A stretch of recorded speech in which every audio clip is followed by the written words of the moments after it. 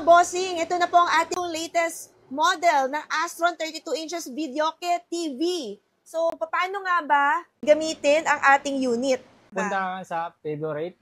Yan. Pag napunta kayo dyan, baba mo lang siya, tapos left side mo lang. Tapos kailangan natin kukonek sa network, sa wifi, para mag-update yung Videoke TV. Para okay. Connect mo natin dyan. Tapos, ito kasi nakakonect na to. Diba, nakakonect na. Exit mo lang siya. Tapos, pupunta ka lang dito sa Astron Videoke. Right side mo lang siya. Okay. Patingin ako kung ano yung mga pinipindot mo sa remote control. Ito po yung controller niyan. Tapos, right side mo lang. Tapos, pupunta ka lang dyan. Pag napunta po kayo dyan, okay mo lang siya. Yan. Kailangan natin, okay lang siya. Para mag-update siya. Yan.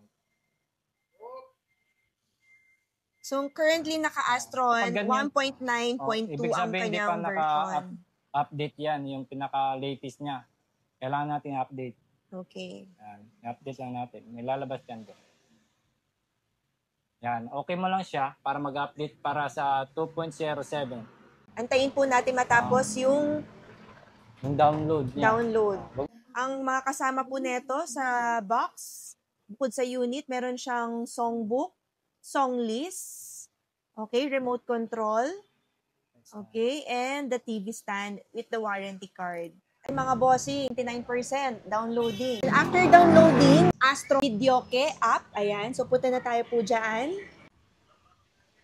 Ayan, yung part na yan, select song. Yan.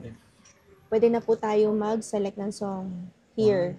So, kung ano yung number ng song, lalagay lang po natin siya dito sa remote. Ta-type lang po natin siya dito sa remote. Yan. Tapos, click OK. Para papasok po siya dyan. So, ganoon din po, if you want to have a reserve, click OK. Lalabas po siya dyan.